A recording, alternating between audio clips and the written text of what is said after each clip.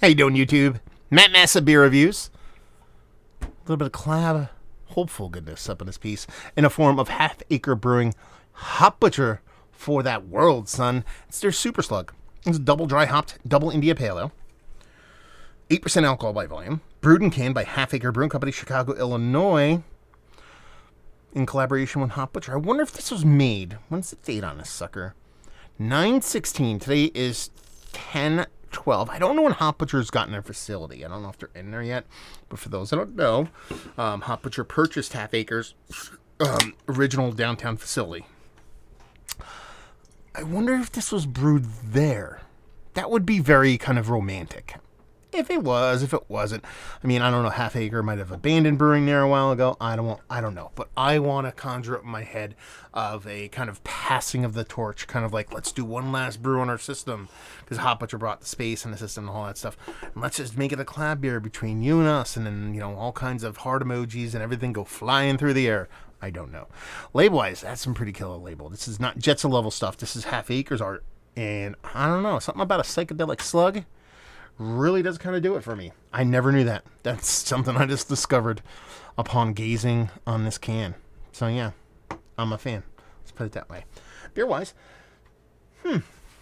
I mean, it's double IPA, 8%. It has that coloration to it. The head has me a little bit worried here. It dissipated really quickly now. We're dealing with one of these big fatty snifter glasses. So that can happen from time to time. But, man, it kind of looks like that head is just kind of waning a little bit. Am I worried? No. A little hesitant, maybe, but it has this rich orange core to it, subtle cataract edges, almost like it has a darker, denser bottom than it does at top. Kind of makes sense because the glass tapers, but makes you think it's kind of it's separating a little bit. I know that's not the case, but yeah, let's give it a whirl. The head came back quite nice. Encouragement. Let's get a nose. OJ, and not like the murdering kind. Yeah, I mean, it's just oranges. And honestly, I'd say, like, really, really orange-like. You know, a lot of times when these beers, these IPAs, get vibrantly orange for me, more often than not, I start to dip into, like, an Orangina kind of Fanta Tangy kind of thing. I don't think that. I think this is just a more from concentrate kind of orange juice.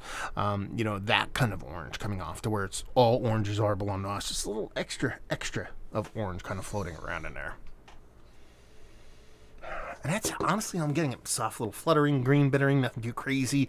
Nice sweetness to it. It really is oranges on top of oranges on this thing. That doesn't suck. Let's dive in. Cheers.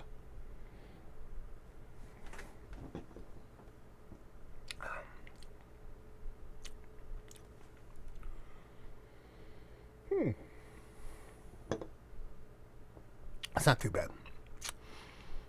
Something about this has me a little bit, not, for the lack of a better term, like, not excited. I don't know what it is. There's a bittering to it, but the bittering, it's a it has to be carbonic acid. But it's a big green in combination of a just too large carbonic thing going on.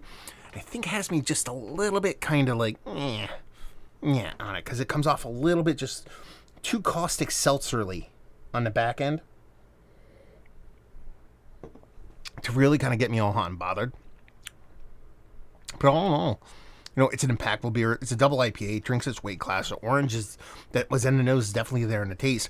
It really does get kind of muted slightly and kind of trumped a little bit by that carbonic acid. Not a bad beer by any stretch of imagination. I just wanted something a little bit... fruit fly.